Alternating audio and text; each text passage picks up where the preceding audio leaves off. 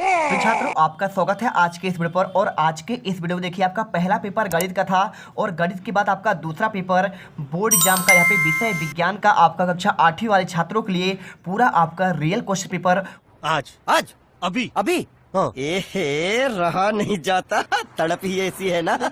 और साथ में आपका देखिए सेट आपका ए है, समय आपको 2.5 घंटे, वार्षिक का पूरा पेपर और आपको यहाँ पे 60 अंकों का आपका पूर्णांक होगा। 24 क्वेश्चन होंगे, A to Z question paper आपको दिखाएंगे। साथ में आपको यहाँ पे हर एक क्वेश्चन का आपको आंसर दिखाएंगे। मेरे पास यहाँ पे विज्ञान का पेपर है, साथ में आपका यहाँ पे देखिए गणित का पेपर मिल जाएगा और इसके अलावा आपको मिलेगा यहाँ पे सामाजिक विज्ञान का और संस्कृत का, और इसके बाद देखिए आपको यहाँ पे विशिष्ट हिंदी और अंग्रेजी का। ठीक है, तो एक एक क्वेश्चन पेपर आपको यहाँ पे सॉल्व कराएंगे। और आप यहाँ पे यदि आप ये पूरा पेपर देख लेते हैं तो विज्ञान के पेपर में 60 में से 60 नंबर लेके आओगे और पूरे पेपर में आप यहाँ पे गर्दा उड़ा दोगे। तो चलिए आज की इस वीडियो को स्टार्ट करते हैं। अगर बात करूँ, देखिए सबसे पहले आपको इस पेपर में सबसे पहले आपको मिलेगा इसमें बहुविकल्पी क्वेश्चन 1 से लेकर 10 तक क्वेश्चन। तो नीचे दिए गए प्रश्नों को पढ़कर आपको सही विकल्प आपको चुनकर लिखना है। तो अच्छे स्वास्थ्य के लिए किशोरों हेतु उत्तम क्या है? चिप्स, नूडल्स या फिर कोक पेय, रोटी दाल सब्जियां, चावल, पिज्जा, बर्गर या फिर पास्ता, चिप्स और लेमन और पेय। तो देखिए आंसर आपको यहाँ पे देखिए, आपको यहाँ पे सेकंड ऑप्शन आपका सही हो जाएगा। देखिए जो अच्छे स्वास्थ्य के लिए होता है ना, आप यदि आप स्वस्थ रहेंगे उसके लिए आपको यहाँ पे चावल, पिज्जा या आपके जो है स्ट्रीट फूड वाले आप इनके बर्गर, पिज्जा, बर्गर से आपका यहाँ पे स्वास्थ्य अच्छा नहीं होगा, ना तो आपका चिप्स का, नूडल्स का, क्योंकि ये आपके सभी जो है यहाँ पे हानिकारक होते हैं, स्वास्थ्य के लिए हानिकारक है। इनमें आपका तेल का, वसा का मात्रा यूज होता है और साथ में पास्ता में भी, चिप्स में भी, लेमन में। लेकिन आपका रोटी हो गया, दाल हो गया, सब्जियाँ हो गया, ये आपके शरीर के लिए आपके पूरे भोजन आपके ऐसे भोज पदार्थ हैं जो आपको शरीर को संतुलित करते हैं। ठीक है, तो आपके संतुलित आहार में आते हैं रोटी, दाल, देखिए आपको इसमें प्रोटीन मिलता है और सब्जियों से आपको यहाँ पे क्या मिलता है? विटामिन मिलते हैं। तो आपको आंसर बी नंबर रोटी, दाल और सब्जियां करना है। चलिए इसके बाद देखते हैं आपका क्वेश्चन नंबर आपका सेकंड। चैनल को सब्सक्राइब करो पहले, हाँ जल्दी करो। मुझे पता है कि आप लोग नहीं करते, वीडियो देखते हो लेकिन सब्सक्राइब नहीं करते। ये लाल कलर का बटन नहीं, इसे दबाओ, जल्दी दबाओ, जल्दी दबाओ, फिर मैं शुरू करूँ। दबा दो, जल्दी दबा दिया, घंटी में दबा देना, ठीक है। और सेकंड की बात करें तो यहाँ पे लिखा है वाहनों के लिए आपका सबसे उत्तम ईंधन की बात कर रहा है, तो आपका सीएनजी हो जाएगा। सोडियम को रखा जाता है किसमें? आपका मिट्टी के तेल में, और वह गुण जिसके कारण धातुओं को पीटकर चादर में परिवर्तित किया जा सकता है उसे कहते हैं आघात वर्णनीयता। और इसके बाद खरपतवार हटाने की प्रक्रिया क्या होता है? आपका निराई कहलाता है। और सूर्य से सबसे दूर वाला ग्रह कौन सा है? आपका नेपच्यून। सबसे पास पूछे तो आप यहाँ पे बुध करिएगा, आप याद करिए। सबसे बड़ा ग्रह पूछे तो आपको बृहस्पति लगाना है। अगर पूछे कि यहाँ पे दो किसके आपके उपग्रह हैं, तो मंगल के आपके 2 उपग्रह। जैसे देखिए पृथ्वी की बात करें तो आपका चंद्रमा मात्र आपका 1 उपग्रह है, लेकिन जब आपका यहाँ पे मंगल की बात करेगा तो फोबोस और डिबोस आपके यहाँ पे 2 उपग्रह हैं। और सबसे ज्यादा आपका उपग्रह किसमें है? तो आपके 67 है। किसमें? आपके यहाँ पे शनि पर है। ठीक है, चलिए अगर कहा जाए भोर या सांझ का तारा किसे कहते हैं, आप शुक्र लगाइएगा, आपको अच्छे से याद करना है। इसके बाद देखिए क्वेश्चन आपका यहाँ पे दिया गया है 7वां। ठीक है, तो 7वां क्वेश्चन पे देखिए क्या दिया है आपका, यहाँ पे लिखा गया इसमें अमीबा में आपका प्रजनन होता है, तो आपको आंसर यहाँ पे आपको दुखंडन द्वारा होता है। और इसके बाद देखिए क्वेश्चन आपका 8वां, पौधे खनिज लवण प्राप्त करते हैं किसके लिए? आपको यहाँ पे आंसर जाइलम के द्वारा। और इसके बाद देखिए आमाशय में अम्ल स्थापित होता है, हाइड्रोक्लोरिक अम्ल यानी आपको HCl भी कहते हैं। और इसके बाद बात करें लैक्टिक अम्ल जो आपका होता है यहाँ पे आपको दही में होता है।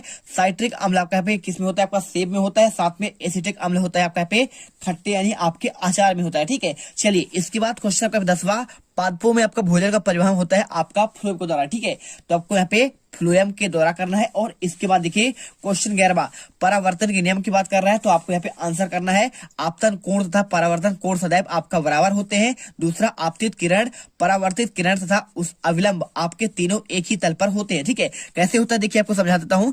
आपका यहाँ पे देखिए कोई आपका यहाँ पे सतह है। ठीक है, जैसे आपको समझा देता हूँ, देखिए ये आपका सतह है, आप इसे देखिए यहाँ पे आप समझिए। जैसा कि मान लीजिए आपका ये एक खुरदुरा सतह है। ठीक है, अब इस खुरदुरा सतह पर आपका यहाँ पे प्रकाश आपतित हुई, प्रकाश आपका ऐसे आपतित होगी, तो इसे कहते हैं आपतित किरण कहते हैं। क्या बोलते हैं? आपतित किरण बोलेंगे। ठीक है, आप इसे समझिए अच्छे से।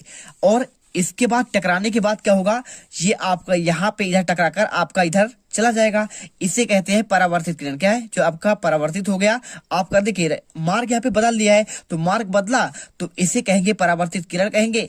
और बात करें इसके बीचों बीच आपका यहाँ पे जो है आपका 90 डिग्री आपका जो बनाएगा, इसे कहते हैं आपका अविलंब कहते हैं। क्या कहते हैं? आपका अभिलंब लंब कहते हैं। अब देखिए, आप समझेंगे, आपको समझ में आएगा। इसके बीच में देखिए आपतित किरण और अवलंब के बीच में आपको यहाँ पे आपतन कोण होता है। ठीक है, क्या होता है? आपतन, आपका तन कोण होगा। और देखिए यहाँ पे देखिए परावर्तित किरण के बीच में अवलंब के बीच में यहाँ पे परावर्तन कोण हो जाएगा, है ना, परावर्तन कोण होगा। आप इसे समझ कर चलिए, आप इसे आई दर्शाते हैं, इसे आपका आर से दर्शाते हैं। ठीक है, अब देखिए समझ लीजिए, यहाँ पे लिखा है आपतन कोण, परावर्तन कोण, और यहाँ पे इसका मान के बराबर होगा। तो बिल्कुल देखिए आपका जितना मान आपका इसका होगा ये आपका उतना ही मान होगा, यानी आपका दोनों बराबर हो जाएंगे। और यहाँ पे लिखा है आपतित किरण, देखिए आपतित किरण और परावर्तित किरण और अवलंब यहाँ पे एक ही तल पर है। देखिए एक ही तल पर आपका तीनों बिंदु है। तो आपको यहाँ पे बस आपको सिंपल सा चित्र याद तक करके आप यहाँ पे याद कर सकते हैं, कुछ भी आपको करने की जरूरत नहीं पड़ेगी। वीडियो अच्छे लगे, हमारी मेहनत आपको यहाँ पे अच्छा लगे तो वीडियो को दिल से लाइक करिए, तभी आप यहाँ पे टॉपर बन पाओगे। और आपको यहाँ पे हर एक क्वेश्चन का सबसे बेस्ट आपको सोल्यूशन दिया जा रहा है। इसके बाद देखिए क्वेश्चन पे आता है यहाँ पे आपका 12वां।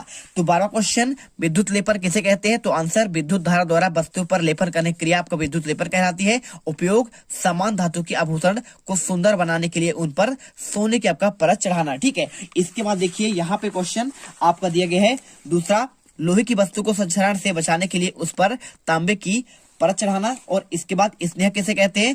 इसका आंसर, मशीन के पार्टों के बीच होने वाले घर्षण को कम करने के लिए जिस पदार्थ का उपयोग किया जाता है उसे कहते हैं स्नेहक। देखिए मैंने आपको आंसर इनके बता दिया, लेकिन आपका एक बार रिवीजन करने के लिए आपको बता रहा हूँ। इसके बाद क्वेश्चन देखिए 14वां, सर्पी घर्षण स्थैतिक घर्षण से क्यों कम होता है? आपको यहाँ से आंसर मैंने आपको नहीं दिया था, तो पार्ट 2 के आंसर आपके मेनली आपके यहाँ पे 14 से लेकर आपके 22 तक के आंसर रहेंगे। तो आंसर करना है, सर्पी घर्षण स्थैतिक घर्षण से कम होता है, क्योंकि देखिए जब कोई वस्तु गतिमान हो जाती है तो उसके पृष्ठ के संपर्क बिंदु को उतना ही समय नहीं मिल पाता जबकि वे जमीन या फर्श के संपर्क में बिंदु में आपका धंस सके। ठीक है, अतः सर्पी घर्षण स्थैतिक घर्षण से आपका कुछ कम होता है ना। तो आपको यहाँ पे आंसर करना है। इसके बाद देखिए क्वेश्चन, बल लगाने पर वस्तु में क्या क्या परिवर्तन होता है? पहले देखिए वस्तु की चाल बदल जाता है, और दूसरा जिससे वह तेज अथवा धीमी गति से गति करने लगती है, और तीसरा पॉइंट, वस्तु की दिशा आपका यहाँ पे क्या होता है? परिवर्तित हो सकता है। ठीक है, आपके पॉइंट हो गए।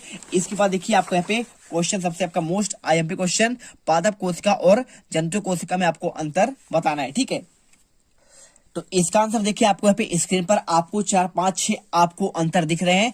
आप इसे अच्छे से कर लीजिए, पूरे नंबर आपको मिल जाएंगे, एक भी बाहर नहीं जाएगा। तो पादप कोशिका और जंतु कोशिका में आपको अंतर याद करना है, साथ में आपको यहाँ पे देखिए इसका आपको चित्र भी आपको याद करके चलना है। ठीक है, अब इसके बाद देखिए क्वेश्चन 17वां, कोशिका के आपके मुख्य घटक कौन कौन होते हैं? देखिए पहला आपका कोशिका झिल्ली, कोशिका द्रव्य और केंद्रक। ठीक है, और इसके बाद क्वेश्चन 18वां, अम्ल वर्षा के होने के आपके क्या क्या कारण है?